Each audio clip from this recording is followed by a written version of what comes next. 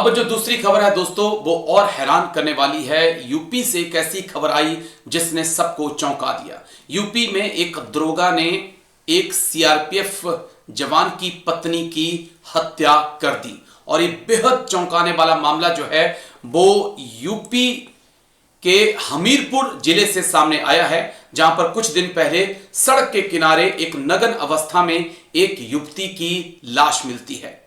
Police को पता नहीं चलता ये कौन है, लेकिन फिर पुलिस जो है इस ब्लाइंड केस को अपने हाथ में लेती है और हत्यारों को ढूंढने की तलाश की जाती है।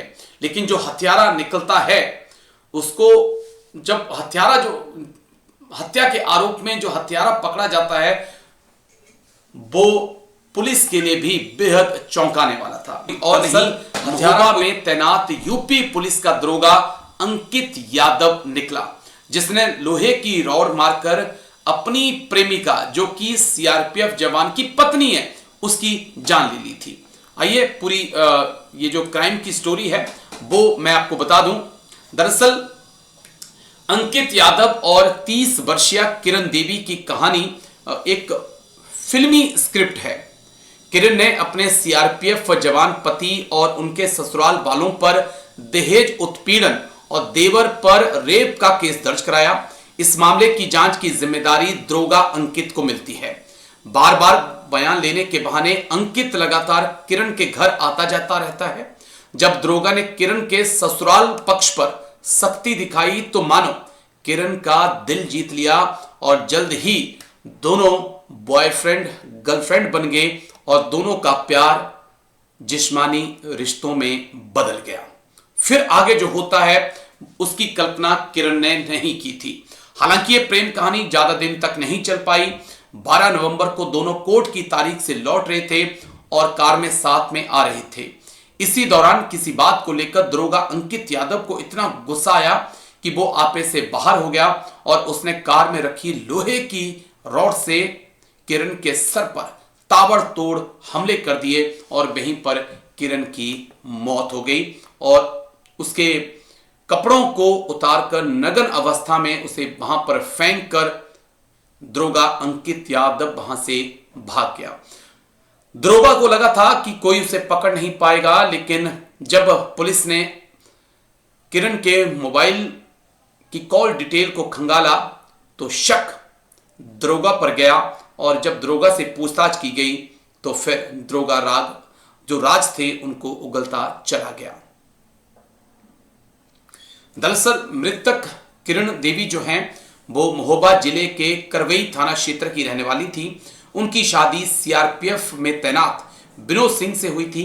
पति से अनबन के कारण किरण ने विनोद और ससुराल वालों के खिलाफ दहेज उत्पीड़न और घरेलू हिंसा का मुकदमा दर्ज कराया था।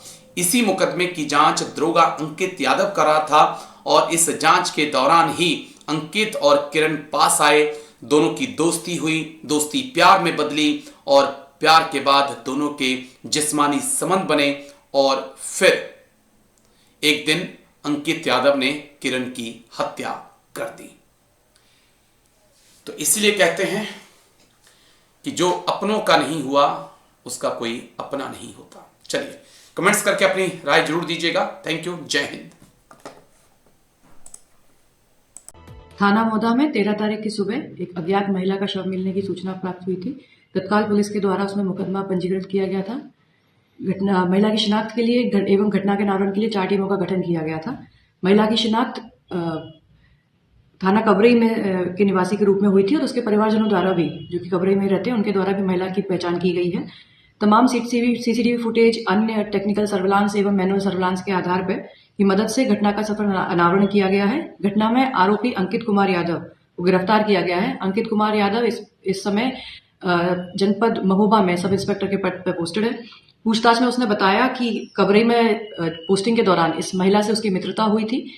12 तारीख को जब ये लोग घूमने गए हुए थे तो किसी बात को लेकर आपस में काफी वाद विवाद हो गया था, जिससे गुस्से में आके अंकित कुमार यादव के द्वारा महिला के सर पे किसी एक रॉड से वार कर दिया गया था, जिसमें महिला की मृत्यु हो गई थी।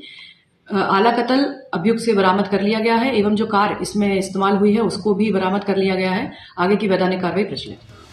मेरी बहन जो है तारीख करने गई थी महोबा, वहां से निकली तो इसका अपहरण कर लिया। किसने? विनोद ने और ये अंकित ने। कौन है ये लोग? विनोद हमारा बहनोई है, सीआरपीएफ में है। अंकित कौन है? अंकित दरोगा है, ये विवेचना कर रहा था किरण की। मुकदमे की? जी। फिर क्या हुआ?